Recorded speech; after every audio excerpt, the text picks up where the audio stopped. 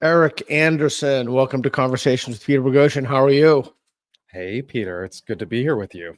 It's great. So you are a full disclosure, you're a close personal friend of mine, and you're a third-degree black belt under Chris Howder, and you extraordinarily deadly man. I mean, a legitimately deadly man. Although Reed says he doesn't think you can choke him into unconsciousness. I kind of doubt Reed said that. I think you're putting words in Reed's mouth. No, that's what he told me after talking shit about you and your mom and everybody. He's like, I've always known Reed to be a big shit talker. Cool. So we're going to talk about some. Poor Reed. We're going to talk about some therapy today. Wait, you didn't introduce. Why are we talking about therapy? I'm also. Oh yeah. Sorry. I just gotten caught up in all this Reed's trash talking you. You're also a licensed marriage and family therapist, and you have a successful practice in LA. That's correct. Yeah, that's my day job. Yeah, thanks. So let's talk about. I want to talk about some hot takes in therapy. I want to talk about your hot takes in therapy, and I want to because we've had some conversations, and you've told me things that are like, wow, that's just super interesting, and so that's why I invited you on, because I just thought that your hot takes on some things like masculinity and the idea of talking out your problems, et cetera, are super interesting. So can you throw out some of your hot takes to us? Yeah, I mean, I'm not sure where to begin. I mean, like, I think a lot of my hot takes as a therapist are about being a bit critical of my field. I mean, I think there are good reasons to be critical of the field of psychology. We have the replication crisis and sort of like the scientific side of psychology. Right. Thankfully, as a therapist, that therapy is effective. It is an extremely well replicated finding. Therapy is like a quite effective intervention for people's well-beings and really overcoming mental health problems. But I think we're not just using therapy as a treatment. Like, therapy is spreading into culture. Therapy is affecting how people raise their children, how people think about gender, how people think about trauma, how people think about their own lives, how people think about talking about feelings. And people often come to therapy looking at therapists as authorities to adjudicate certain issues, such as like, I had a client come into me recently and say, well, my boyfriend acted this way, and I wanted to get your take on that. And I said, well, are you looking for me to like evaluate what he said so you can tell him, hey, my therapist said blank? And she said, well, yes, like, of course I want you to say that. And I think that's become kind of a cultural practice of like, I'm going to go to my therapist to see if my parents are right, if my boyfriend's right. What do you do in those circumstances? You just say this is not the point of therapy? I mean, what do you do? I mean, I think this is the thing. I think a lot of my colleagues will adjudicate those sorts of conflicts. And therapists are often called upon to adjudicate matters of like etiquette, like what is the right thing to do in this situation. Really, like, when we get our training, we're told not to give advice like that, but really therapists give lots of advice until you ask them directly to give advice, and then they suddenly clam up. Interesting. So, you mentioned something before about, do you think it's beneficial for everybody to talk about their problems, or is there kind of, well, two things. One, is there kind of a stoic virtue of keeping things inside? And is the very idea of talking through your problems kind of convincing yourself that you have a problem because you hear yourself talking about it? Yeah, so I remain a little bit torn on this. Okay. I've noticed an advertisement campaign around Los Angeles recently that shows like men sitting in rooms looking sad, and it says, talk about it, it helps. And I think that's just making an assumption about therapy culture, which is that therapy seems to be beneficial. Therefore, like, the therapeutic process of talking about your feelings must also be beneficial. And I think while we have evidence that therapy is effective, I don't think we have evidence that everyone needs to be talking about their feelings, and that talking about it more is inherently good for people's well-being and flourishing. I think it's possible that for people who actually cope with their feelings pretty well, and like don't find themselves overwhelmed by their emotions, getting them to stop and really try to identify what they're feeling, try to identify what the underlying conflicts are, really like having these people that may not seek out therapy suddenly undergo the therapeutic process may just make them more neurotic and make them more in touch with like, oh, wow, like now I'm having more negative feelings that I wasn't having before. A therapist would tell me, you're more in touch with your feelings right now, but maybe they weren't acting out on their feelings and really didn't seem to be experiencing them Interesting. before and were functioning pretty well. So I Interesting. don't Yeah. like the idea that we just tell people, oh, you have to identify, you have to talk about their feelings. What if these people are just doing fine?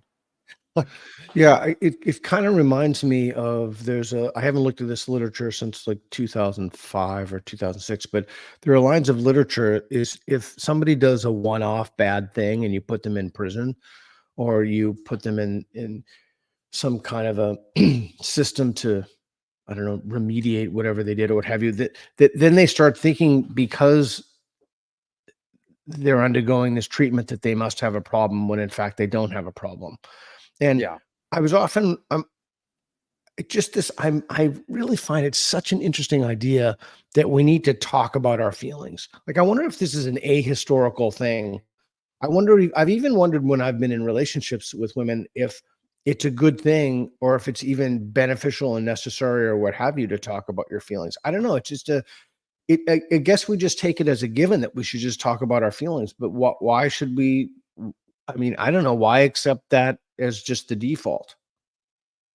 It's certainly, I mean, I think a useful perspective, maybe looking at this like in a cross culture historical context, like were there other periods, does it seem to be a human universal that you're supposed to talk about your feelings to manage them? And to me it doesn't seem to be a sort of human Yeah. universal that we observe across cultures, that people function better when they're talking about their feelings. uh so I find myself a bit skeptical that everyone would benefit from talking about their feelings more Yeah. often, but that doesn't mean that I'm skeptical of like the effectiveness of therapy, in part because I think certain people seek out therapy, or certain people are more likely to seek out therapy, and those may be people who struggle with regulating their feelings and therefore might benefit from this sort of assistance where you are like enlisting the help of another person to help cope with emotional dysregulation. Yeah, it's interesting. When I used to go around the country for the University of Phoenix, and I used to have this, I used to evaluate teachers. I learned so much from that, Eric. I just learned so much from, I could tell within literally 10, 15 seconds, 20 tops, if the person was going to be good. There was no reason for me to sit through. I sat through anyway and gave an evaluation. But I think, and I'm going somewhere with this. I think that some people are naturally good teachers and some people are not. And there's almost no amount of training you can do to make someone who's just simply not a good teacher or a good teacher. Is that this? Do you think there's some kind of a principle is operative there with therapy? It's like some people are just good therapists, and it doesn't. I mean, you could give these people X hours of therapy training, and then they're just going to be. What do you think of that? Yeah. Oh man. A good question with I find a really interesting answer.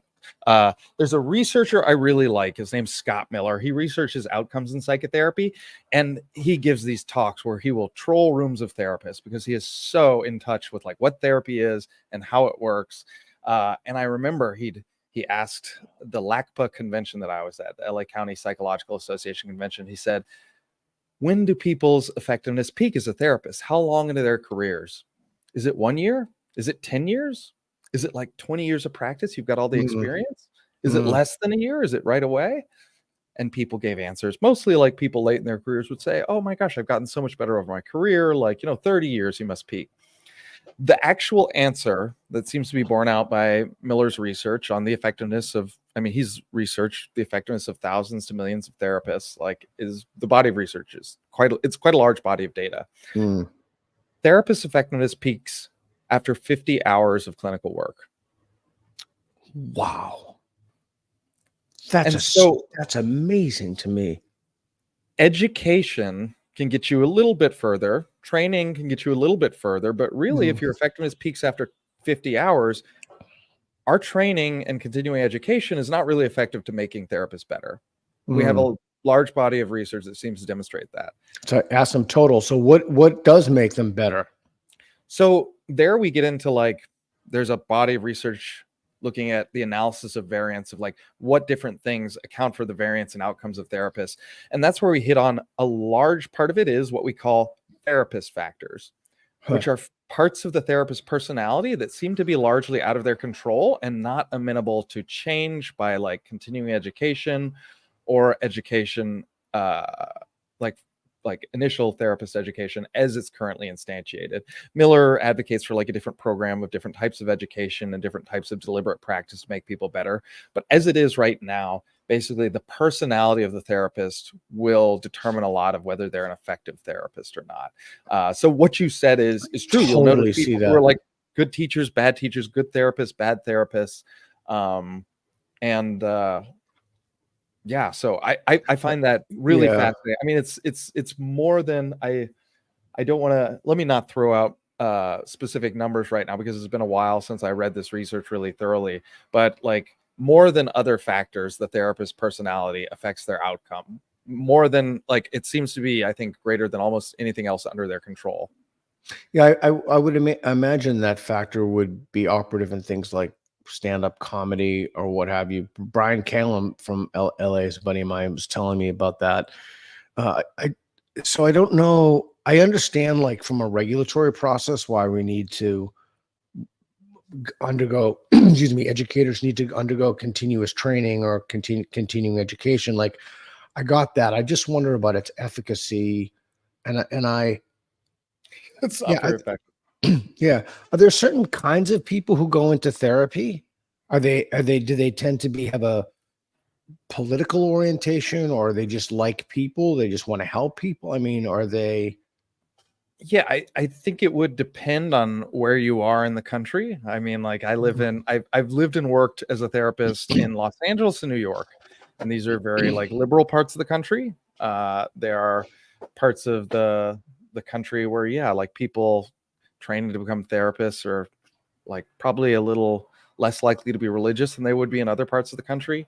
More likely to be liberal, less likely to be conservative, more likely to have progressive views. But yeah, there may be a certain type of person that goes into becoming a therapist. But I wanted to give you a brief anecdote. I did talk to Sure. Scott Miller quite a bit. Oh. We became friends for a while. Oh, wow. Really liked the guy. And I remember one of the first things I asked him about was like, we know that the personality of the therapist, things outside of their control, is a large part of what determines whether therapists are effective. Why don't we just put therapists through educational programs, measure their outcomes, and then only let the ones with good outcomes become therapists? And he said, that would make a lot more effective therapists, wouldn't it? But it would also mean, like, because of factors outside of people's control, you just be saying, hey, your education is actually like, it wasn't worthwhile. You shouldn't have done it because turns out you're no good. But we do that with we do that with pilots and such. I mean, we have said people who are blind are ineligible to become pilots. I mean, we have some kind of basic, I don't want to call it a meritocratic criterion, but we have some kind of basic criteria for who can go into a profession. I mean, it's amazing. When I used to do a couple of jobs in the public school system, I would see people teaching public schools, and I think to myself, what on earth are these people doing here? Like, these people, it was just utterly astonishing to me. In the Louisiana system in particular, I found that to be the case.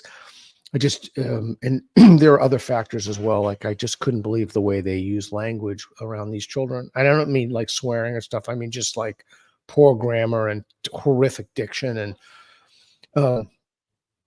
yeah, I don't know. I think that would be, I when you said that about, well, why not just let the most successful people teach, the first thing I thought was lawsuits. Like, there would be so many lawsuits. People would be questioning the exam.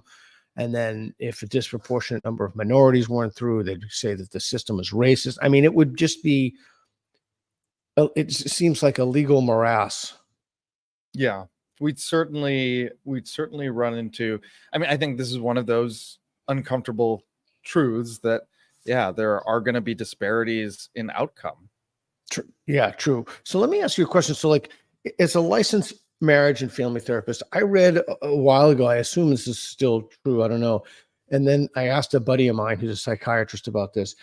Is it the case that the number one and number two reasons for divorce in this order are money and sex? Is that true? I'm not sure. I'd want to reference research on that. I mean, I Mm. certainly get couples coming to me, and we know that money and sex are huge sources of stress, and that we know that certain income disparities, like if a woman makes more than a man, they're more likely to divorce. We know Wow, that's that interesting. Yeah. like it seems to be over time in relationships that men will want more frequency of sex than their partners. I'm not yeah, so there do seem to be certain interesting trends there that are worth paying attention to, although I'm not certain those are the number one and number two causes of divorce, though they seem I wouldn't be surprised if it was the case. So when people come to you, like, what kind of, I mean, are they trying to if they're trying to fix their relationship? Are they trying to figure out if they should still be together? Like, why are they coming to you? What are they looking for? Well, it sounds like we're talking specifically about couples right now. Is that what you're interested in? Yeah, the marriage and family stuff, the Yeah. marriage stuff, the relationship stuff. Yeah, I mean, as a licensed marriage and family therapist, I still primarily see individuals, but like about 20 to 25% of my practice is couples, and couples come to me for a lot of different reasons. But I mean, the really general way to put it is that there's some sort of conflict that they're having. And one of the things I discover about that conflict is it often comes from a difference in personality and preference.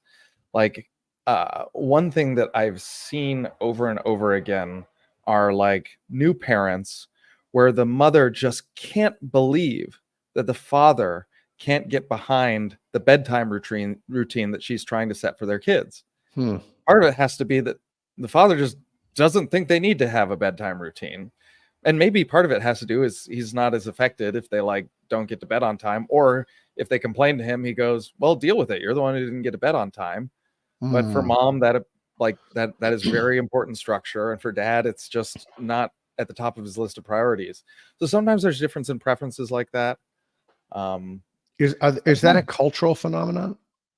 I mean, I'm only speaking from within my clinical experience. So my clinical experience is primarily working with, I mean, I pretty much only work with Western couples in like major cities. So, okay. Yeah. Okay. So so they don't come to you as a couple, like the man and the woman, or the two guys, or like the person and their partner doesn't come to you? Oh, they do. Like I see gay couples, I see straight couples, married couples, unmarried couples. I tend to like really not want to work with couples who've been together less than 2 years, because I'm like, if you guys are running into catastrophic problems at this point, like reconsider the relationship. If it's later in the relationship and you have like, this, if you've developed that like deep-seated attachment that keeps you together, then maybe couples therapy. But are there different issues that gay, lesbian, and straight couples come to you for? Or does everybody have kind of the same basic issues? So far in my experience, like I think gay and straight couples really come to me with very similar issues. Like sexuality is still a major issue. Like feeling like my partner cares about what's important to me is still a major issue. Like feeling like the differences in our personality are things that we can cope with is still a major issue. That's interesting. I would have thought that sex would have played a much lesser role in gay male homosexual relationships than others. No, not necessarily. It's interesting. I recently learned about a phenomenon. My daughter actually taught me this: lesbian bed death. When have you heard that? I have. Yeah, I don't know. And evidently I asked some of my lesbian friends about it, and they said that it was real. Like so what's going on with that? Like, basically the idea is that when lesbian couples have been together for a long time, the sex just goes right down. It's an interesting question. I'm not sure I've got the answer for you, Pete. I might be the wrong person to ask. Yeah, I don't know either. But I remember my neighbors in the old house I lived at. They were lesbians, and she told me something. I was at their house in a party, and she told me something. I thought she was screwing with me. I was like, "There's no possible way this could be true," but it turned out to be true. And what it is I hope I don't embarrass you, put you on this spot. I suppose if you're a marriage and family therapist, you've pretty much heard it all. But she told me that. She said, "What type of porn do straight guys like?" And I said, "Well, I would assume they like, heterosexual porn and lesbian porn." She said, "That's right." And she said, "Well, what type of porn do gay men like?" And I said, "I don't know. I assume they would like gay guys." And she said, "That's correct." She said, "What type of porn do lesbians like?" And I said, "I would assume that they would like two women." And she said, "That's not true." She said, "Lesbians like um, gay male porn." I said, that doesn't make any sense, not evolutionarily, like that doesn't make any sense. And I've asked so many people who are lesbians. I have a disproportionate number of lesbian friends for whatever reason, but they've told me that that's actually true. And Did they say that they watched gay porn? Yeah. Like gay men? Yeah. And So they I were like, can't, yeah, that's what I watch. yeah. And I don't understand, That's like, surprising. oh, it is surprising to you. Or I'm it is, surprised by that. oh, Yeah. okay. Yeah. So just there's this big anti-porn thing now that's kind of weird to me. Oh yeah, let's talk about porn. Yeah, do people talk to you about their like porn, or do they have like a Yeah. porn problem? Yeah. Is that a thing? Okay. Yes. Young men Okay. are coming to me saying, I think I'm addicted to porn. I think I have a problem. So yeah, I've got a friend. My friend David Lay is sort of an expert on this topic, and I usually defer to him. But David Lay is a sex therapist in New Mexico. He's also a jiu-jitsu black belt. I'm Oh, going to wow. go train jiu-jitsu with him next week. Oh, Reed said that guy won't be able to choke him to unconsciousness either. Oh man, I think Dave might be able to choke the piss out of Reed. Nah, Dave's tough. I bet you Yeah. $1 that's not true. But Dave points to there's this research that suggests that young men who complain of porn addiction don't actually consume more pornography than men who don't complain of porn addiction, but they do report higher degrees of shame about their sexuality and usually higher degrees of religiosity that often mediates that shame. So like the young men I've spoken to who complain of porn addiction are either like religious and they feel it's sinful, or they have been told by their peers that porn is harmful. They've read things that say that porn is harmful, or they're watching types of porn that they believe is going to be harmful. And I'm surprised, like young men will come to me and be like, I'm watching anime porn. Like I'm more attracted to cartoons than real people. This must be warping my mind. And really, I ask them like, where'd you learn that? And they'll say like, well, I read it on Reddit. And or they'll be say like, oh, I've been edging, and like edging must be a really harmful sexual practice. That's where you masturbate, repeatedly bring yourself to the edge of orgasm and back off. And they say, I've heard that it's more harmful than MDMA. And I go, well, where'd you read that? They say, I read it online. And like, no, this is not like a well-researched phenomena that porn is harmful in these ways. Largely, we see men who watch more or less porn. We don't see it correlated with sexual dysfunction. I think there are some people who are starting to argue against this. I've talked to David Lay about this, and he's more familiar with the body of research and says these people often have they often have like religious agendas. They often have like political agendas that they're trying to push. So his take is that the people who are saying that the research supports that porn is like harmful to men's sexual functioning are often exceptionally biased, and that really like we don't have evidence that porn comes with an increased incidence of sexual dysfunction. So how many when we say that, like when they say I think I'm addicted to porn, what are we talking about here? Are we talking about like 20 minutes a day, 10 hours a day? That's the thing. Like the amount that they watch, it doesn't matter. Like, because there's that body of research that says men who report being addicted to porn don't watch more porn than men who don't. So like if someone watches an hour of porn a day, How is that different than scrolling for an hour on Instagram? Isn't it just another form of entertainment? Well, And I'll yeah, have people yeah. who say like, what about it being a super stimulus? What about you not being exposed to porn in the ancestral environment? It's like, give me a fucking break. How many fucking super stimuli are we exposed to on a daily basis? As far as I'm concerned, writing is a super stimulus. Writing didn't exist in the ancestral environment. Stop engaging with this super stimulus that we call reading. It's warping your brain. I was literally just thinking that if someone reads for 8 hours a day, no one says, well, this person's addicted to reading. No one says I don't this know. person has some kind of reading problem. I think if you pick up books like Homer Simpson picks up beers, you've got a Yeah. serious reading problem. Yeah, well, I mean, even like Michael Phelps, I read this thing that he was, I don't know if this is true, but he was like swimming 8 to 10 hours a day. I mean, who in their right mind swims but no one would say, Fucking well, Chico, that's who. yeah, right. But no one says like, well, Michael Phelps is like a swimming addict. So Well, so and a there must, pothead on top. oh, is he really? I didn't know that. Well, I don't imagine Oh you yeah, could there was something where he smoke. was like smoking pot too, and it was like, yeah, 12-time Olympic gold medalist smokes pot. His life is in shambles. Yeah.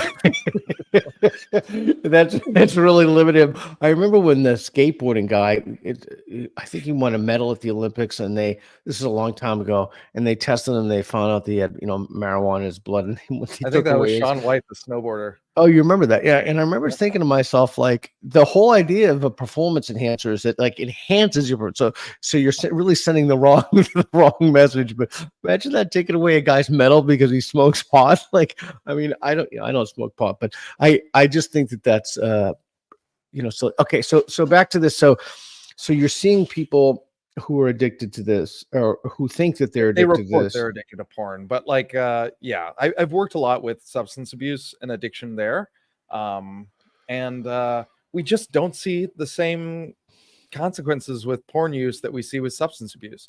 So why should we call it an addiction? Exactly.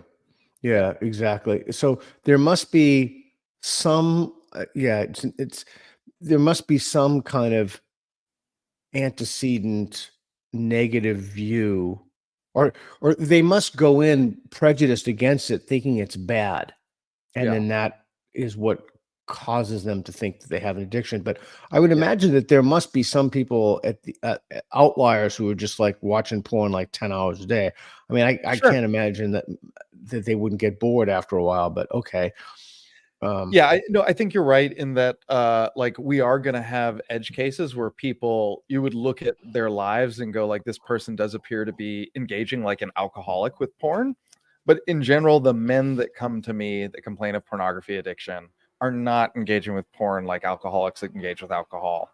Mm, Like, and I'm even afraid of opening that door of saying like there are some that engage with porn like alcoholics, because I think every young man's going to feel like they're the exception and they must be mm, super fucked up, because it's like, I mean, it, now that we begin talking about diagnoses, like when you go through grad school, you experience this syndrome where you read the diagnostic manual and you go, oh fuck, I think I'm psychotic, I think I have OCD, I think I have narcissistic personality disorder. So I'm always afraid of opening that door and leaving people neurotic, thinking that there's something deeply wrong with them. yeah, yeah, I can totally see that. For Sorry to me, that interrupt was one of the helpful things about like early on, like my first degree was in literature, English literature. And I think it was helpful to read, to understand the minds of others, like to read weirdos like Kurt Vonnegut and just going like, okay, I like met I'm him. not the only one with weird thoughts. Like Mm, lots of people read Vonnegut, lots of people love this. Like, go read William Burroughs and go like, okay, I'm not the only weird one. I'm not the only, like, I'm not even the weirdest person in this room when I'm reading Burroughs. mm. I'm curious when men come to you.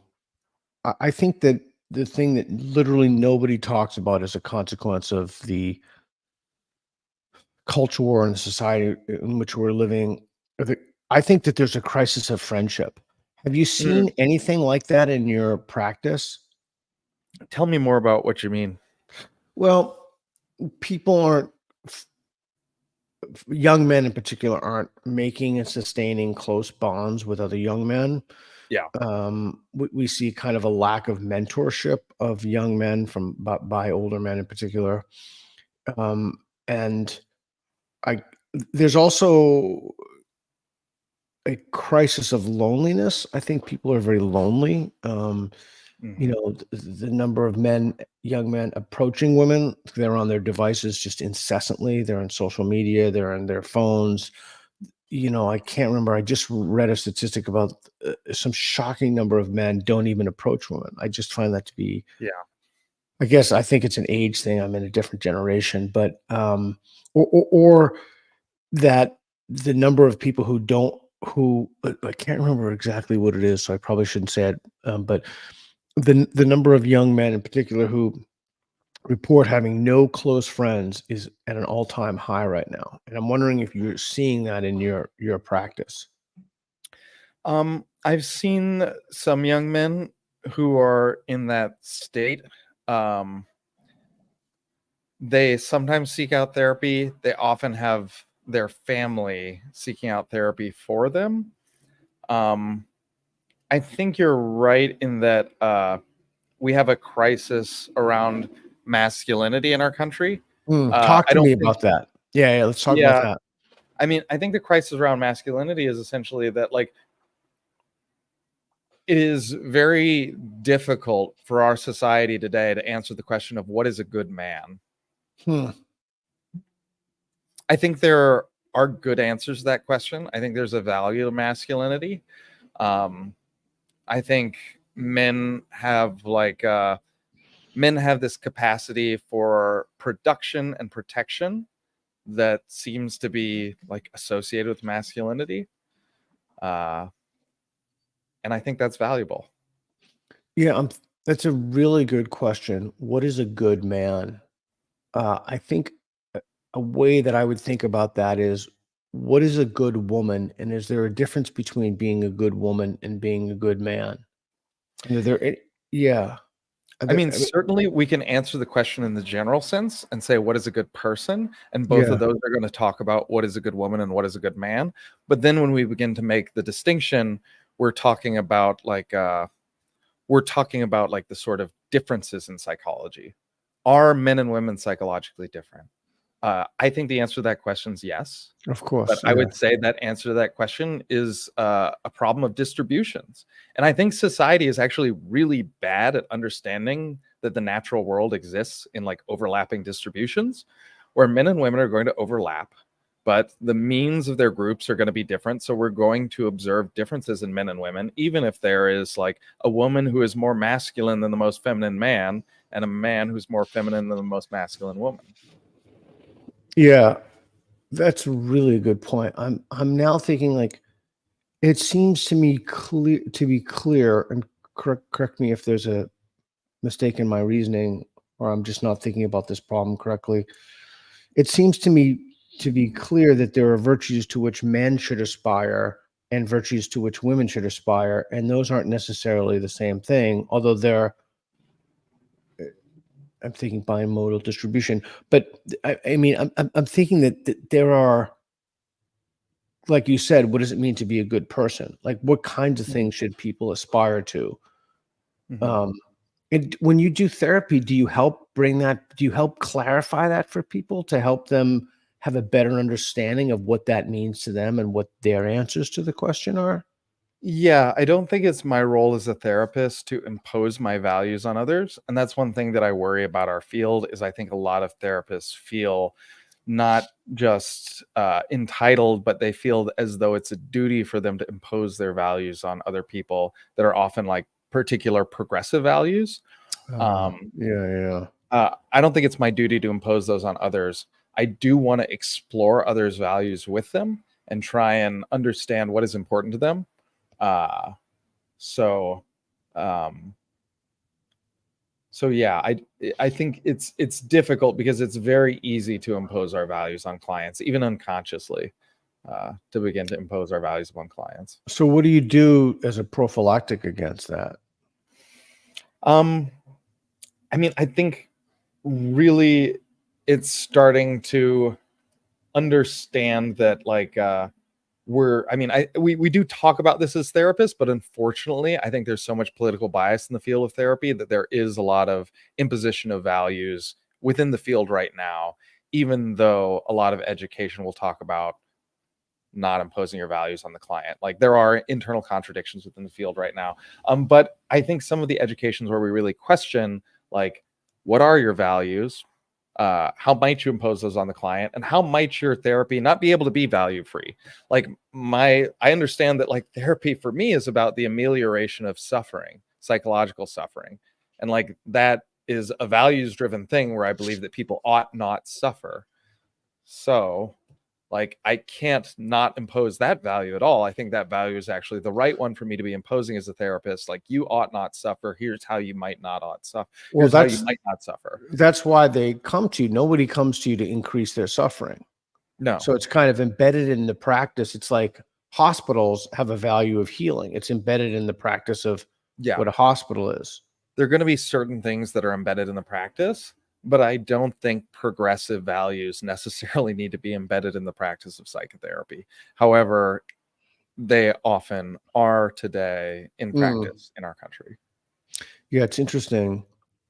I'm hesitant to go down this rabbit hole, but about whether or not I'm not sure I have like a ton to say about integrated psychotherapy.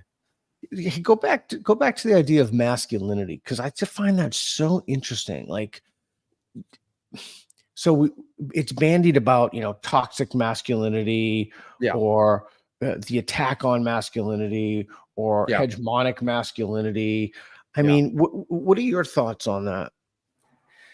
Yeah, I think unfortunately, like this is again going back to like, do I believe that people are inherently good at thinking in terms of distributions, or do people develop like pretty categorical thinking? Like, and unfortunately, I think talking about toxic masculinity is not discussing that like masculinity on the tails can be problematic. Like a man who is far too in touch with his aggression such that he's comfortable aggressing on people around them, we see as a sociopath, appropriately so. Right. That's a great way to put it. But a man who's in touch with his aggression enough to channel it in healthy ways, such as like, I want to defend my country, I want to defend my family, I want to defend my city, I want to defend the rights of others, like that's really like well-channeled aggression. Like it's a healthy masculinity. But if we talk about just toxic masculinity, we are not talking about what it means to be a good man. We've talked about a lot about what it means to be a bad man. Right. Yeah. We haven't talked about what it means to be a good man. I often, when I was reading the literature on this stuff, it always seemed to me that, and it's going to sound so weird when I say it, but toxic masculinity was basically like stuff like guys like to do. Stuff guys like to do was all of a sudden toxic, but yet this kind of like, and I'm not going to name the cultures, but this kind of like bravado, this kind of like machismo, I suppose I just did name the culture. Those things were never tagged in the literature as toxically masculine, whereas to me, they always seem to be toxically masculine.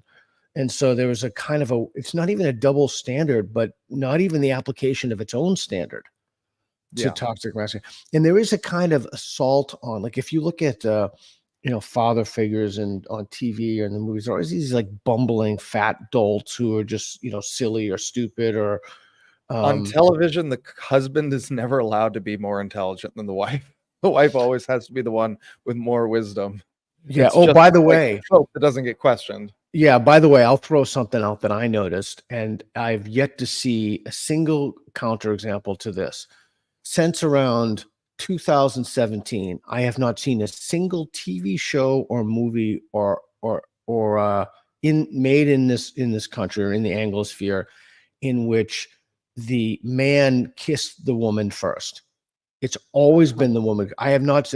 I don't know. I'm gonna call it Bogosian's like law of first kissing or something. I don't know what it is, but I have not seen that once, and I've looked for that in every single show. And every time I see a kiss, it's always initiated by the woman.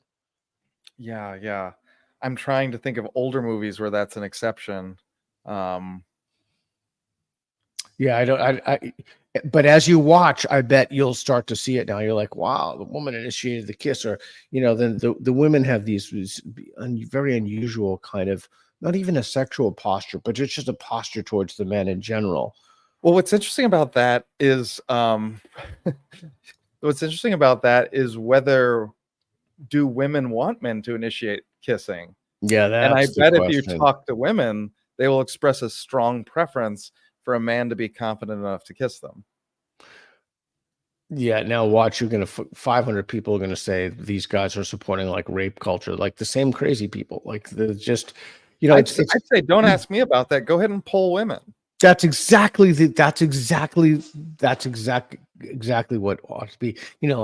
I wonder if that'll happen in the new Snow White. Take your bets, like who's going to kiss who. It's like the Daily Wire versus the Disney one. Oh, and Rob Schneider has a new a film company coming out. It's like just talked to him about yesterday. It's going to be like not a conservative, but kind of conservative small C leaning, which should be quite interesting. Okay, so let me ask you a question, something I've also been thinking about. Do you think there's any danger, any kind of like self danger to talking about, I don't want to just say your feelings, but we live in a culture where we value kind of open communication with people, but Yeah. sometimes that open communication, like, I don't know, if I do something that bugs Reed, and Reed will say, um, you know, I mean, I don't know, Reed, if I do anything, I don't think I do anything that bugs Reed, but, but, uh, there is a kind of assumption that we should talk about these things to heal the relationship. So Yeah. it's not only our feelings, it's like in interpersonal relationships. I'm not sure I'm just not convinced I think it's just, we just accept that. Yeah. I I think there are certain things that are very difficult to talk about in a way that would lead for it to be productive and helpful. Like, do you really want to hear about how in love your partner was with their previous partners during the best parts of their relationship? Yeah. Do you really want to hear about their peak sexual experiences that they had without you? Yeah. Like, or are these going to be things that will lead you to perseverate and question about and picture until you find yourself unhappy with the relationship? So Yeah. yeah, I think there are certain things where it may not be helpful to talk about. Like, and even then, I still think that like communication is some of the best lubrication in sexual relationships, but you have to figure out how to talk about this in a productive way where you are collaborating with your partner and figuring out like, yeah, what works, what's positive, what are we working on together, what is bringing us together rather than what's leaving us separate and different. That remind that So do you think that your field has improved in the last 20 or 30 years? Like, and do you think 20 or 30 years from now we're gonna have you're laughing. You think 20 or 30 years from now we're gonna have like, or have the instruments to measure this stuff improved, or is it on a positive trajectory, or what do you think? Yeah, so this is another thing that Scott Miller has a lot to say about, and his research and the body of research in this area suggests that the outcomes in therapy have not really improved since we first started with meaningful measurements of the field. So from Wow. like meta-analyses were developed to actually analyze outcomes in psychotherapy, Mm. and they were developed in the 60s and 70s in the US, I think, and outcomes haven't really improved that much since the first meta-analyses of the effectiveness of psychotherapy. So Wow. Wow. despite us coming up, now we have EMDR, now we have internal family systems, and these are all the rage. And everyone says, well, I need to go work on healing my inner child, and I really need EMDR. These are evidence-based therapies. The standard by which we call things evidence-based therapies is a pretty low bar. You just need two studies that show that they are Wow, like is that really effective true? treatments. Geez, I did not Yeah. know that. I did not know that. So Um, the bar is relatively low, and outcomes in psychotherapy have not improved. And there are sort of research programs within our field to try and change the way education and continuing training go to improve outcomes. But those research programs would be like big changes from the way we do it so right if outcomes haven't improved, that tells me that the practices of therapists in that time were hooked to fads, which were themselves arbitrary because they weren't rooted in Yeah. evidence. I mean, that would be the causal explanation for that, right? Yeah, I think you have to be very careful in saying that, like, what therapists say is true, even about things that seem very reasonable to me, like cognitive behavioral therapy, that my thoughts affect my feelings and Yeah, behavior. that's the most reasonable. I did my dissertation. That was a part of it. It seems to me, and the motivational interviewing by Miller and Rolnick seemed to be quite good as well. Boy, Yeah, that book took me a long. That's a thick book. Took me forever to get through. yeah. So how do you then know, like you started off talking about something that I've been screaming about for years, but the replication crisis is also a replication crisis, by the way. We've just found out in economics, and probably a replication crisis in virtually everything else. And so most of it's bullshit anyway. So how do you go about as a therapist to figuring out which body of evidence you should tap into? Yeah, I mean, I think the question there for me was like, am I an effective psychotherapist? Because we know that therapy as an intervention does have quite like a large effect size when it comes to the field of like healthcare and medicine. Mm, So my question was just like, am I helping my clients? And in asking that question, I started measuring outcomes in my practice. I'd give people a simple questionnaire asking about their overall well-being in terms of like their personal well-being in their closest relationships, their well-being at work and with friends. And so I measured that with every client, every session for a number of years. I got feedback from clients about whether therapy was helpful, what parts of it were and weren't. And I just like discovered that I'm a little bit like I'm slightly above average as a therapist. So I'm pretty helpful. I'm not one of the best therapists. I'm not what we call like a super shrink.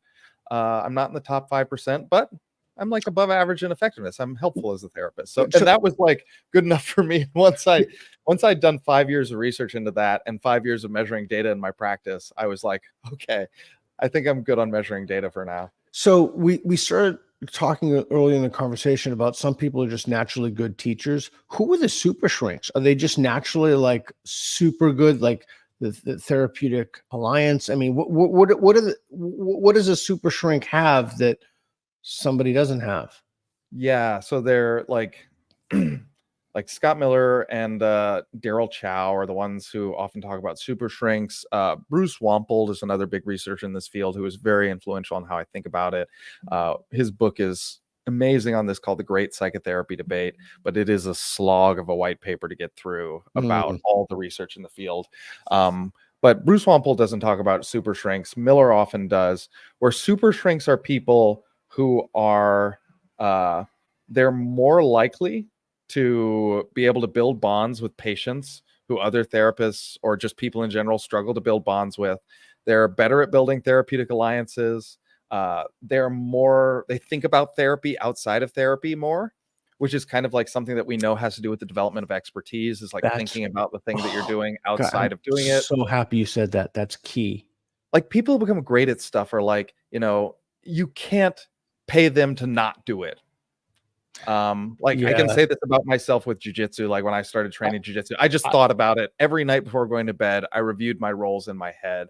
I watched YouTube about it all day. I still probably watch about an hour of jujitsu content on YouTube every day and like keep up to date with all the current trends. Like you're Yeah. not going to be able to stop me from doing it. That's what Matt Thornton, my coach, told me about Gunnar Nelson from Ireland. He thinks about it and he just like moving his body and stuff when he's not doing it. So I do think that's a big part of the super shrink. So it's probably a kind of, I don't know, it's like the same quality that one would have, but they think about it outside of work. They think about what it means to be a therapist, but they're also the kind of people who are just really good at building relationships with anyone, including really difficult people to like. Because that's often who you get in therapy are people with really difficult personalities, people with really rigidly intense entrenched problems like addictions, and like being able to build a bond with that sort of person and get them to think that they want to be helped by you can often be really difficult. Wow, that's so interesting. That's super interesting. Um, So we're at 49 minutes. Can we talk about jujitsu, or am I going to lose? I'm probably going to lose 80% of my audience. Yeah, we'll see if we can keep it interesting. So let me ask you this. So many people quit when they just start, or like I had a friend of mine who's sending her kids on a plane for the first time, and she's terrified about them. I'm like, well, put them in jujitsu. And I've had a Wait, why'd conversation. you start? Why'd you choose jujitsu? Why Why, jujitsu? Why why not did another martial art? Yeah. well, I wanted to do something that worked, Why and do you think jujitsu works? well, I also let me give you that other half of the answer. Is I wanted to do something that didn't cause head trauma. Okay. So that leaves out Muay Thai, kickboxing, Savat, boxing, the normal suspects. And I remember I used to do Muay Thai, and I just remember taking those blows, and I get headaches at the end of the night. Yeah. And there's just no way. And I was holding pads for someone like a month ago, and there's just no possible way I could take those head shots. I mean, or the leg kicks. Like I would just crack my whole femur. But I thought it was, the gentle art. I think you could do it. It's great. It's a friend of mine got Giles-Barre syndrome. I think I'm mispronouncing that, but he's a third degree black belt with Matt, and he became paralyzed, and he's basically paralyzed now. And but he got that from striking or jiu-jitsu? No, he got that from neither. He just got that from shit luck, Okay. and just life. And the number of people, and I sort of keep telling Reed, it's like the number of people like you and me, it's like you just made so many friends, like everywhere I go in the world, like literally everywhere I go in the world, I plug into these communities, and I can say literally 100% of the time, with the exception, I start hanging out with everybody, like at least one person. So there's a community aspect of it. There's a mental health aspect. So when someone's trying to choke you, you're not thinking about anything else. It just gone through so many reasons. It's fun. It's interesting. It's real. I found, tell me what you think about this. I think it's more difficult to get a brown belt in jiu-jitsu than it is to get a PhD from an elite university. It's certainly been more difficult for me to get a brown belt than it is for me to get a PhD. Well, hey. You might be exceptionally bad at jiu-jitsu. No, I do. I do think I'm a slow learner. I think I'm I do. I think I'm a super slow learner. And I think a lot of the times I don't have mind. I think Matt told me like people who are good at melodies and geometry and stuff or do it. But yeah, I think I'm a slow learner at that. Mm-hmm. Or why'd you get into it? Yeah, I got into it. I did karate as a little kid, did wrestling in high school, and then in college, I was super depressed, and I started watching MMA, and I was watching Japanese MMA. It was called Pride, was the fighting organization. Oh, I remember that. And there used to, like early UFC and Pride both had the great spectacle of pitting pure martial arts against each other. A wrestler versus a boxer. A kickboxer versus a sumo guy.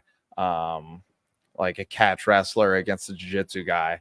And I just thought submission wrestling looked like the coolest shit that I've ever seen. Yeah. And that it kept beating strikers, it kept beating wrestlers. Like submissions were just so cool to me. I thought it was such a cool science. I really wanted to do it. Have you done, and then I want to read a comment from a friend of the show, Mars, who's a black belt. Have you done catch wrestling? I haven't really rolled with catch guys. I would love to roll with catch guys. I would love to roll with them. God, I would love to roll with those guys too. When next time Reed and I are in LA, are there any catch gyms we can go to roll with those guys? I'm not sure. I was just at CJI and ADCC in Las Vegas, and I saw Erik Paulson hanging out with some people there, but I don't know where Erik Paulson's gym is. And just for the record, in case, because Erik would never say this, every time Erik and I would go to various studios, Erik would just be tapping about literally everybody. But we got a comment from Mars here, who's a black belt in jiu-jitsu. Question for Erik: has jiu-jitsu been a solution for male friendships and relationships in your experience? That's an awesome question. Fantastic. I found it has netted me a solid series of friends with good men.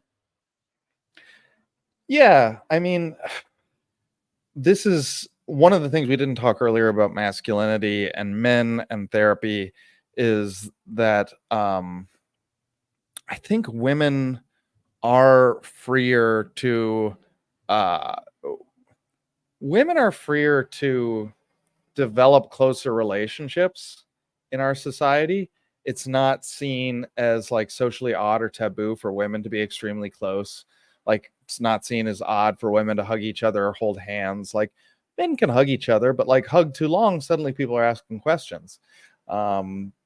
So really for me, like I realized pretty early on in jiu-jitsu, like I didn't have like a place in my life where I was touching other people and being touched by other people, and jiu-jitsu is actually like a really nice outlet for that, because I think there's something quite primitive about being touched by other people that signals like I'm okay, you're okay, you are not an untouchable, you're not a diseased person, you're not beneath me, like we touch each other, we work together.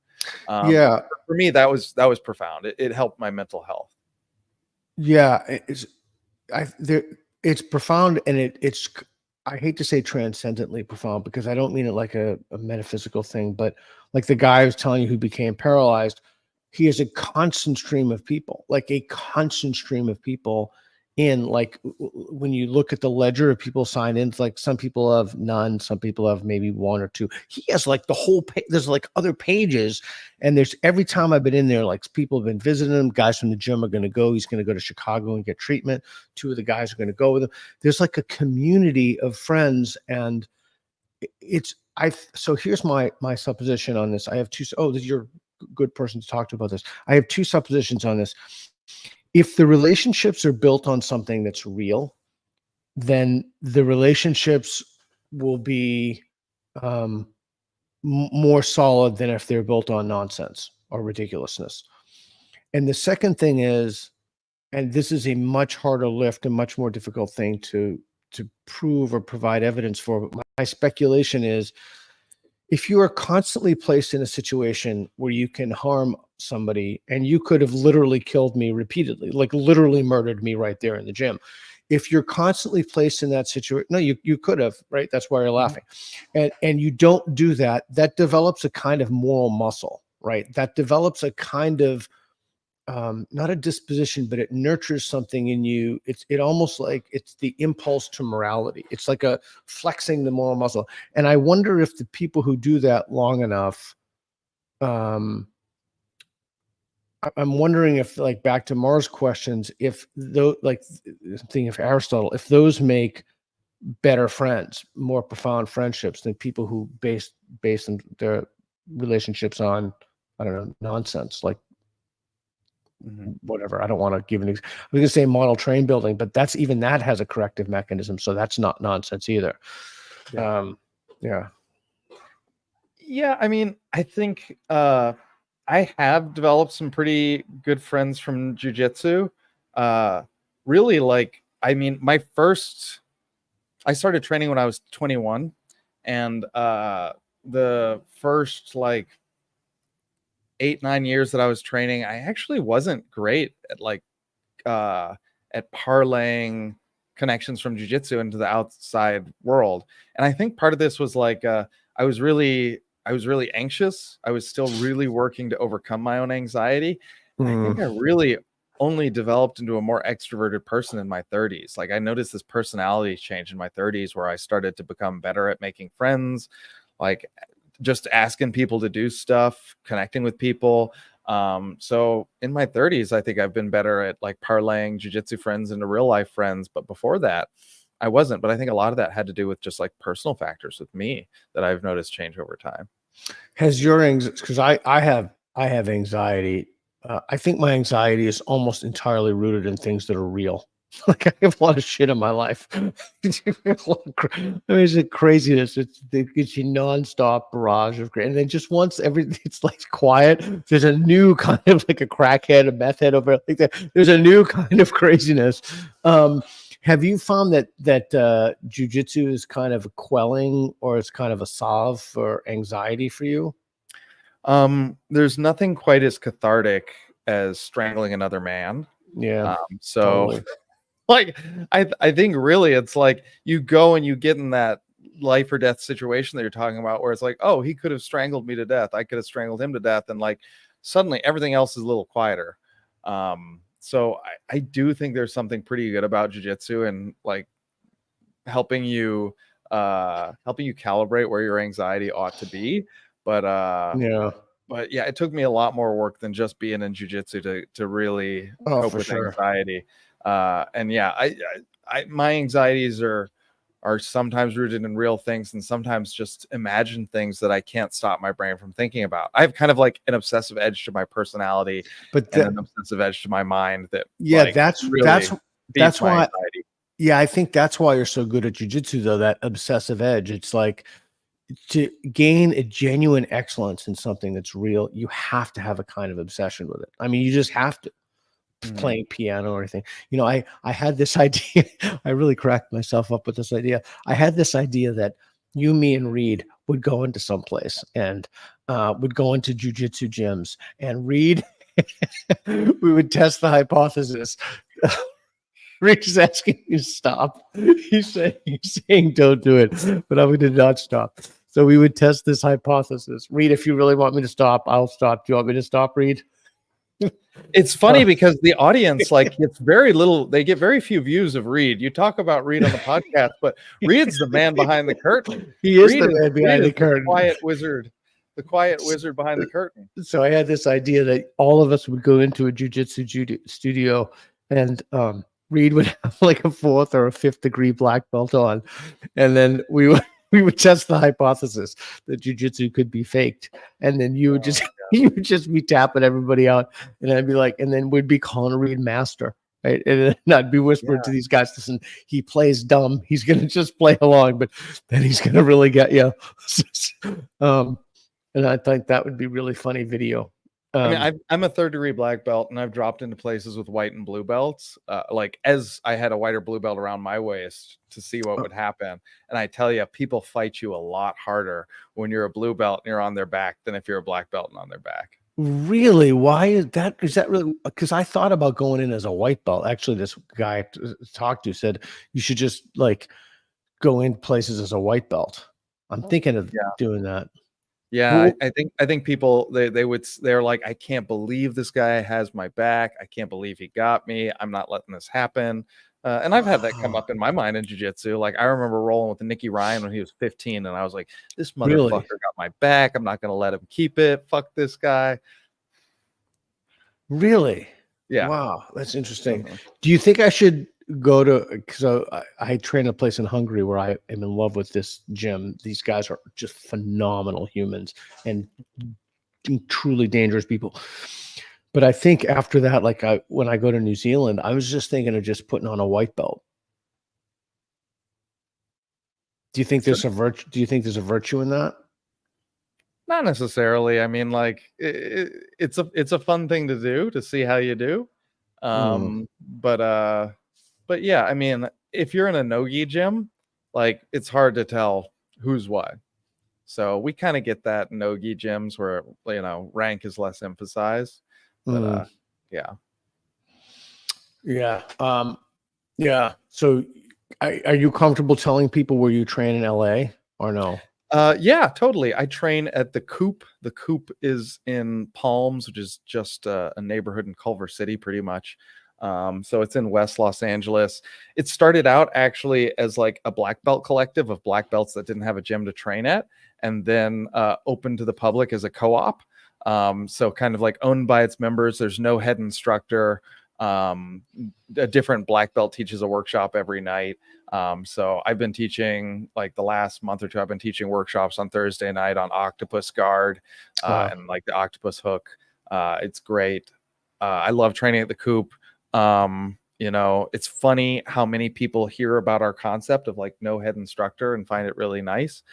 We have a panel of black belts that still promotes black belts. I've promoted 3 black belts at the gym. So like it is a solid community. It is a very tough room. I'll tell you, I've trained in some of the toughest rooms in the country. I trained at Hinzo Gracie, New York in 2017 when the Danaher Death Squad was there. And the Coop is a pretty tough room. So yeah, I know. I'm glad to be there. They're tough room, but there's no bully vibe there. At least there wasn't with me. You No, know? I'll fuck you up if you come in. Yeah.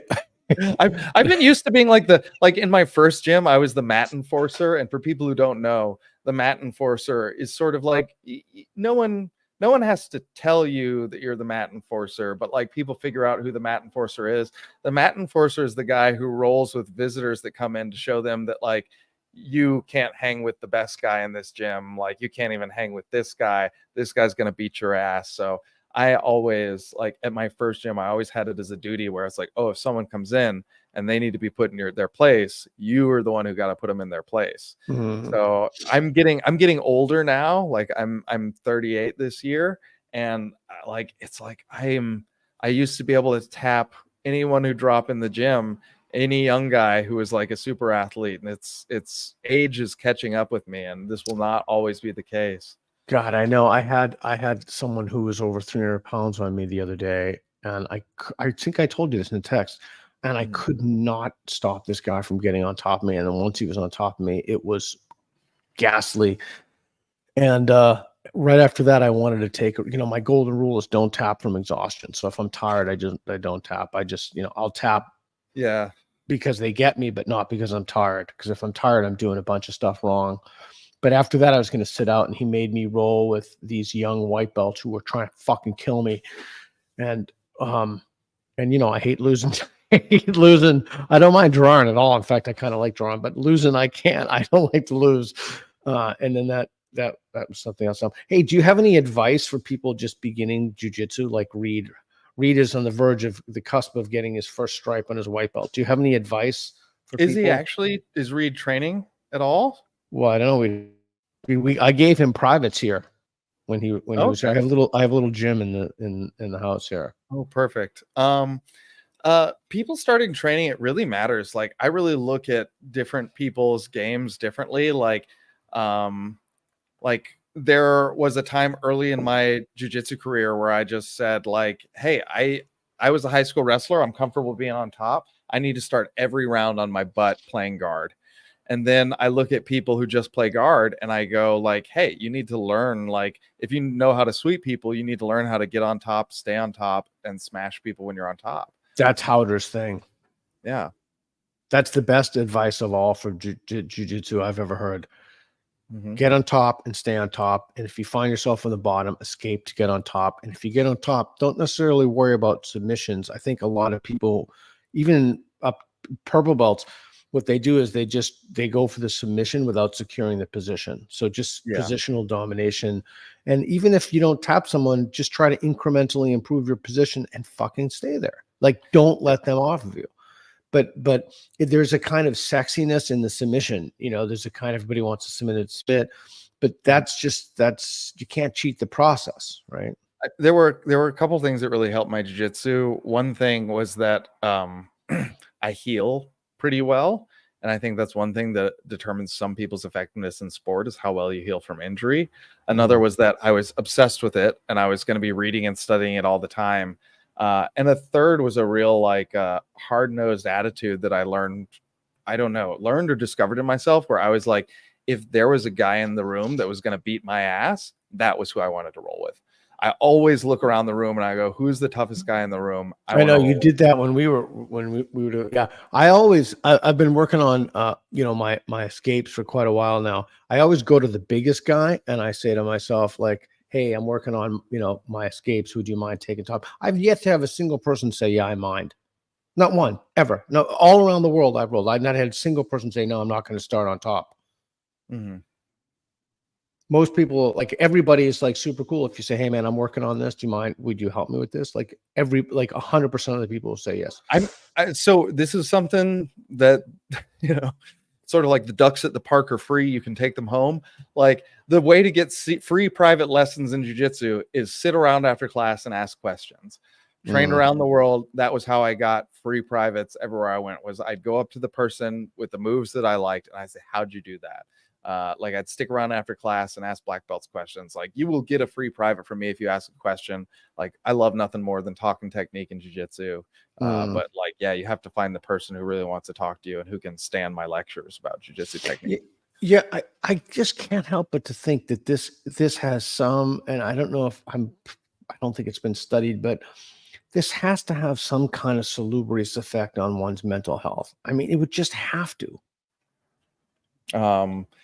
What has the salubrious effect? Well, just the idea that, you're wrestling with someone, for lack of a better word, but you're engaged in a kind of, I think it's like you and me and 5 other people are going to be interested in this conversation.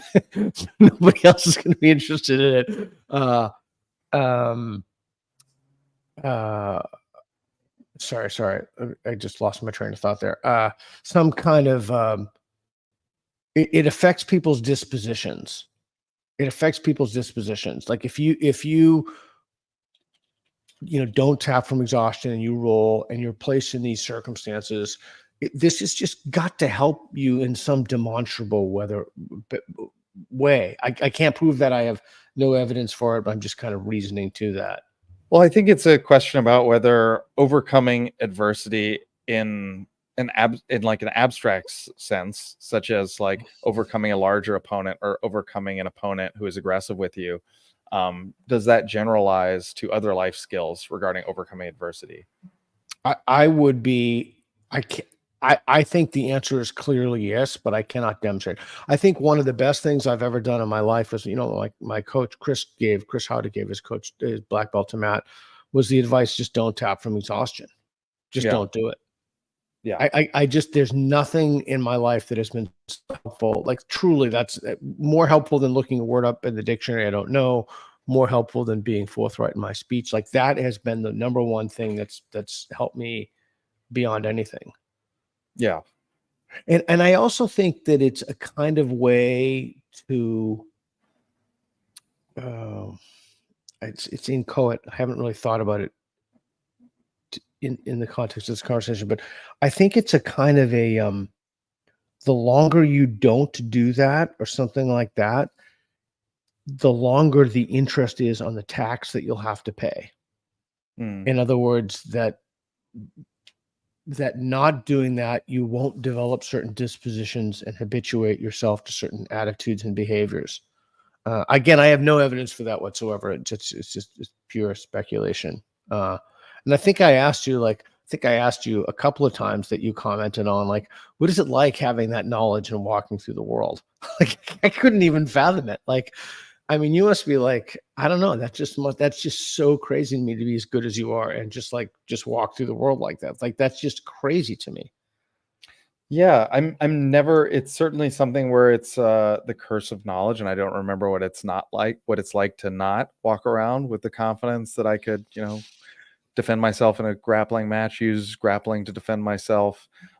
It's something where I'm grateful for that sense of security, because I do speak with men who, keep knives on their person, who keep tasers on their person, who keep guns in their bedside because they are physically afraid most places that they go. Yeah. Matt, again, to mention Matt, he would say, "Don't go there." Hey, can we play that? Let's watch this video. Read, blow it up. This is play it from the beginning. Oh, there's the Gordon Ryan. That is the beginning. Okay. Yeah. But oh yeah, this is this last summer 2023, where I put together clips of training in the gym. But yeah, I made myself a highlight reel. But I structured it so you see takedowns, you see sweeps, which are going from the bottom to the top. You see me take the back, you see me mount, and then I have a series where you see different submissions. But and just to say, you've told me you're just as good in the gi as in no gi, right? yeah, I have pretty good competition success in both. The last 10 years, I've spent more time training no-gi, but the first 10 years of jiu-jitsu, I've been training jiu-jitsu for 17 years. And yeah, the first 10 years, I spent most of the time in the gi. The last 10 years, I've spent most of the time training no-gi. Yeah, and Wow, one of the things that really keeps me loving jiu-jitsu is actually technical trends in the sport, that there are constant changes in the sport. I remember in 2010, there was the 50-50 that Ryan Hall was popularizing. In 2012, there was the Berimbolo. In 2015, 2016, heel hooks started to become popular. Yeah. in the last 2 years, octopus has become more popular, and now you'll see changes where wrestling is more important. People understanding how to transition into straight ankle locks out of other leg locks is more important.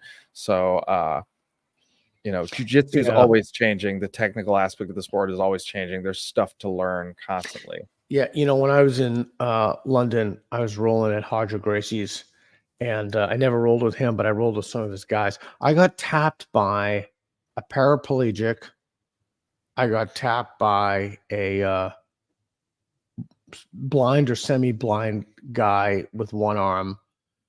And the thing that struck me most, that I think that I had PTSD from, was I got tapped by this little 15-year-old kid.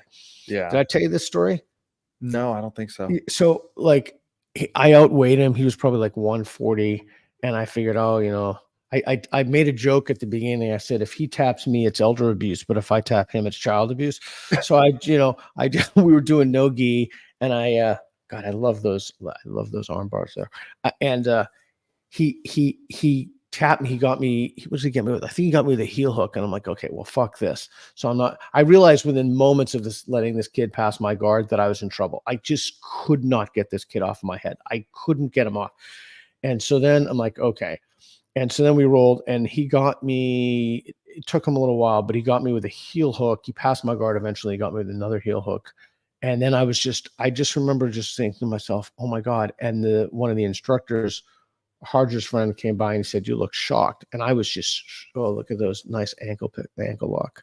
Yeah, the heel hook right there. Yeah, and I'm just amazed at how someone so young could be so good. And some of these kids, like the Rotolo brothers, like I look at them roll and I'm like, oh my, like, holy shit. Like Cade Rotolo is just on another level. Like he is just on another level. So for the people listening who aren't aware of who the Rutolo brothers are, last weekend we had possibly the best match of all time in Brazilian Jiu-Jitsu. I encourage people to watch this match. It's on YouTube. Cade Rutolo, Kaderuotolo versus Andrew Tackett. And when you watch this match, you will get that jiu-jitsu can be exciting. This was an exhilarating match between two young men who've been training for a long time. I'm really proud. I got to ref the Rutolos matches when they were like 7, 8 years old. Wow. So I've got this picture of me when I used to have hair, and I'm reffing the Rutolos, and so this is possibly the greatest match in jiu-jitsu of all time. So I strongly recommend people watch this if they're looking to get into jiu-jitsu, if they're looking to understand how exciting jiu-jitsu can be, if they're interested in the sport. I think this could be kind of the Stephen Bonner, Forrest Griffin match of jiu-jitsu that popularizes the sport to a general audience. I mean, it was just amazing to watch these guys fight. It was a great event. They were fighting for $1 million cash prize. So these are great athletes. It was a great story. It was a great event. Yeah. So watch this match if you want to understand jiu-jitsu. Somebody asked a question for you, Erik. Does Erik think so? Jay Sweets. Does Erik think that the BJJ experience helps him be a better therapist? I'm sure it helps him feel more comfortable around certain clients. Does it help you be a better therapist? Yeah, I've always asked the question of how I can better integrate jiu-jitsu into my practice as a therapist. I've always wanted a way to combine those. It's been really difficult when there are ethical limitations around strangling your clients. So I'm not sure. There have been cases where I have had a sociopath in my office who literally had murdered people. And he looked at me and he said, "Hey, nice ears. You fight?" And I said, "Yeah, I train." He goes, "Yeah, I train too. Who do you think would win, you or me?" I said, "Well, let's hope we never have to find out." But it was a situation where I really had to weigh, do I need to panic in this situation or am I okay? And yeah, that's super interesting to me, because now so many people know this. It's like so many people know this. And I think I mentioned the stat to you before, and you said, yeah, at least it's, I don't know, you tell me if this is true. Once you get to purple belt, if you can get someone on the ground, or if you go to the ground with them, you can beat 99% of all people. Yeah.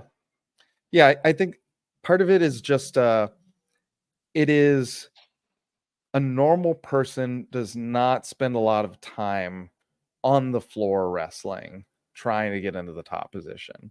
A normal person does not know any submission holds. And a submission hold, like one, being able to wrestle into a top position lets you control a fight. And jiu-jitsu spends a hell of a lot of time doing that. Wrestling does too. But in wrestling, you don't learn really how to like finish a fight with something like a submission hold, where a submission hold's aim is either to maim a joint or render someone unconscious by stopping blood flow to the brain. Yeah, I know. So I'm trying to do this thing. We're going to go into the prison to do the spectrum street epistemology stuff. We have a really good lead for that. And when I did my dissertation at the time, I was doing a ton of striking and a ton of stick fighting. And that always made me feel confident. Even having the knowledge, like when you walk around, you just, Matt would say, you just carry yourself a different way. It's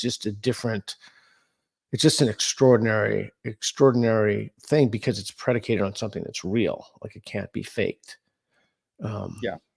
Understanding how to finish a fight is unusual knowledge that most men assume that they have and that most men don't have. Correct. It's a funny thing. I'm without giving away, I should say this without giving away anything, but I'm talking to this company without giving away the name of the company. And I needed to do these things in prison. And I needed to watch a bunch of their shows that they did on prisons. So I was watching these, and there's one clip that really struck me was this guy in prison. Apparently he doesn't like the way that some guy is eating his food. So he walks up to this guy and he punches him. And these two guys get in a fight. But what was extraordinary to me about this was that I watched this guy, the guy who initiated the fight, who punched this other guy. This guy knew literally nothing about fighting. I mean, nothing. He knew nothing about fighting. And yet he would does he have he must have some kind of mental disorder. Like, does he not know how many people are well trained and what they could do to him? I mean, does he not know?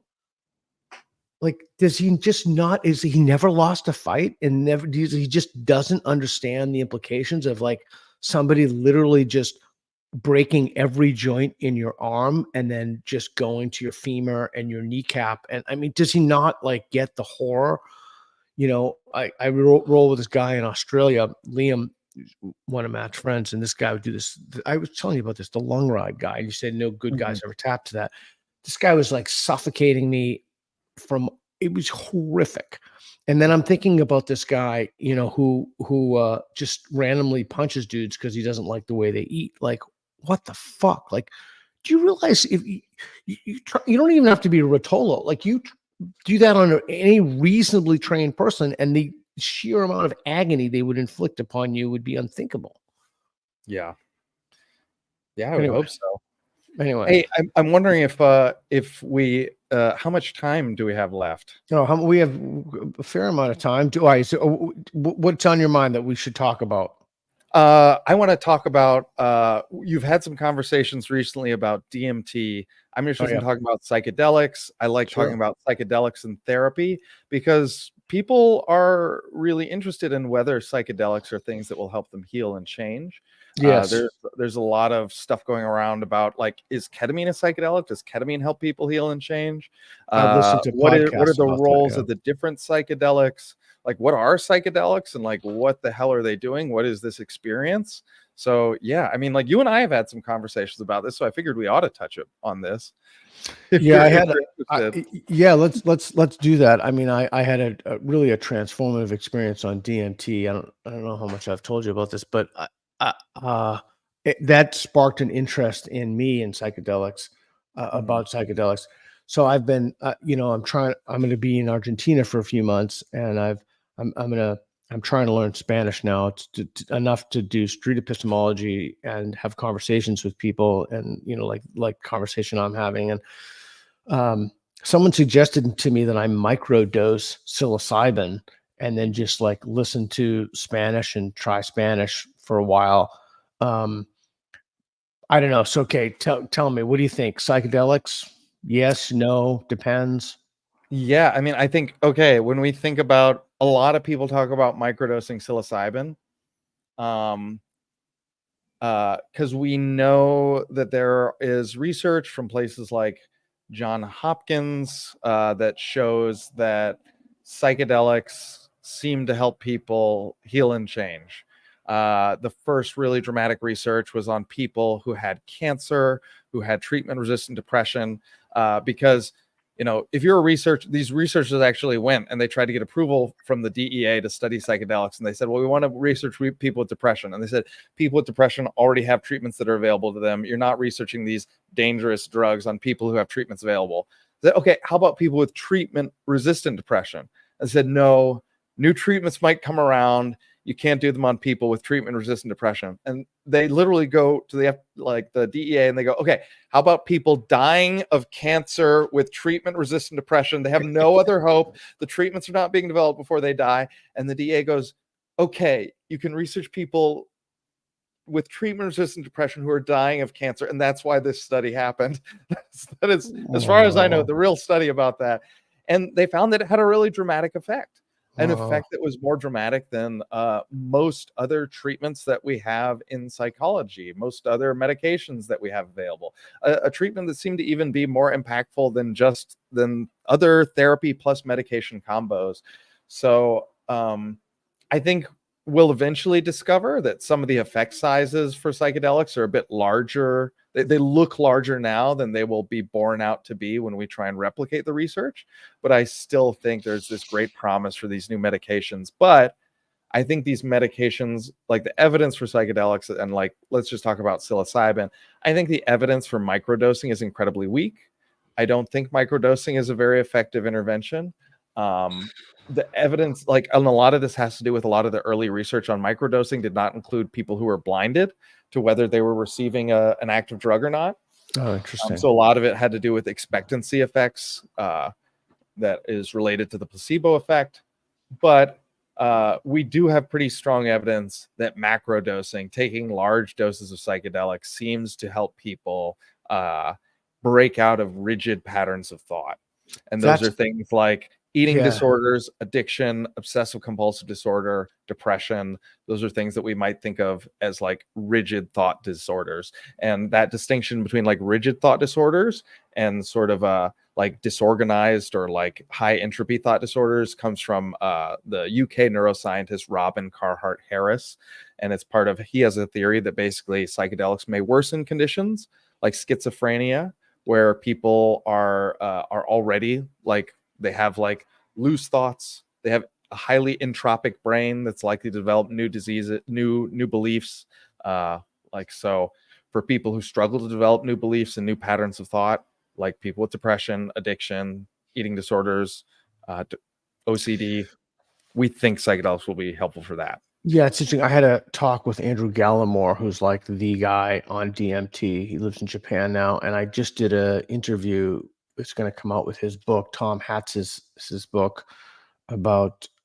He has a store in Portland, Psychedelic Sanctum or something, where they give grants for psychedelic therapies. And he was telling me this a similar thing to what you were telling me. So this is the crazy thing to me. It's like, if we know the idea that it couldn't be approved for depression, treatment resistant depression, like, so that's an ideology that's governing it, right? It's not like, hey, let's figure out what the evidence is and let's use evidence-based practices.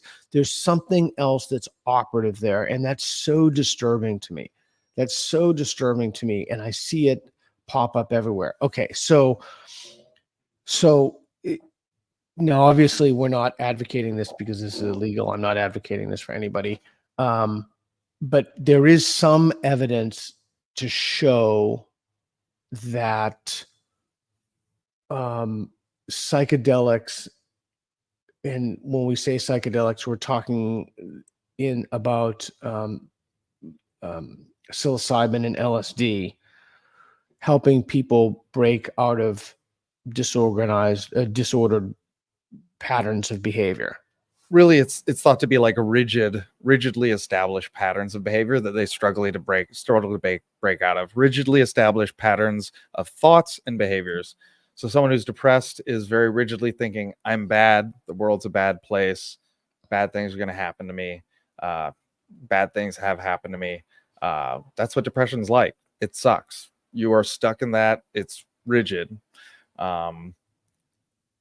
So it seems to help people break out of that. You got it. We should have if you have time, which I'd love to have you back on the show and talk about this, because I find this to be fascinating, because I have looked at a little of the evidence for this.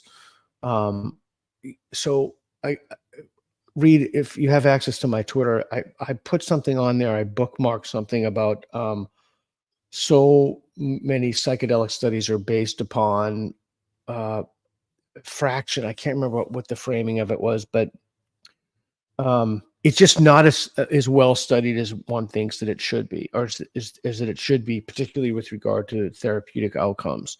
And my hypothesis is, and I'm fairly confident that this is true, or my speculation is rather, that that's because of the Overton window hasn't shifted to make it socially acceptable yet. I think the Overton window. Well, the Overton window depends on a couple of things. The Overton window has more to do with the opinions of elites than it does with the opinions of the average person. I think the average person is in favor of decriminalizing or legalizing psychedelic mushrooms, but I don't think that the conversation among political and media and social elites is there yet. And I think that's really disappointing. Yeah, I wonder if that's going to change at some point. And I certainly hope so. I would love to have you on the show again and talk about this, but we're over by a minute. But okay, we'll keep the conversation going and talk about it another time. Yeah, we'll see you when we're down there in February again, and hopefully we play Dungeons and Dragons again too. That was a super fun night. Yeah, that was that was a super fun night. Okay, so where can people find you? So if people want to find me, you can go to my website, erikanderssontherapy.com, and that's ERIK. So you can find my therapeutic practice there. You can look up my videos on combat-based jiu-jitsu. I have some instructionals available on Chris Hauter's Combat Base. You can look up my YouTube channel, E.T. Anderson, where I have videos of me training and competing in jiu-jitsu. Some of them are getting pretty old. My highlight videos are from like 2010, 2011, but like some recent training highlights. I made a highlight of 2023 training in the gym then. And you can find me, if you want to train with me, you can find me at the Coop in West LA in Palms. And yeah, I'll be happy to roll with you if you come by. Yeah, let me ask you a quick question before you go. Do you think it's important? So Preet Mikkelsen from Estonia he lived in my house for a long time, and he used to record his rolls. Do you think it's important that I record my rolls to see what I do and don't do? Not necessarily. I don't think most of my jiu-jitsu, I didn't record my rolls. I just record competition. I think I learned some things about my game recording my rolls, but I don't think it's necessary. But I think it's a helpful practice. It helps you get better feedback, but it's not necessary. Okay. And hopefully next time you see Reed Reed will have a few stripes in his white belt there. He's now he's signing up to a place. He's training. And when we go to Hungary, we're going to try. We have a great gym over there in Romania. We have a great gym. And then we'll be in New Zealand for a free speech tour with Free Speech Union. And we're going to do some training over there. We got training all over the place. So good deal. Well, thanks for having me on, Peter. And I look forward to continuing the conversation. It's my pleasure. It's my pleasure. You're a good man and a good friend. So thanks, Erik. And don't close your browser. And thanks again, Reed, for doing everything. We appreciate it. Thank you. Thanks for watching. Be sure to subscribe and hit the notification bell. This falls under the umbrella of my nonprofit, National Progress Alliance. Your generous donations keep us going and help fuel content like this. We truly appreciate your support. Thanks again, and we'll see you in the next one.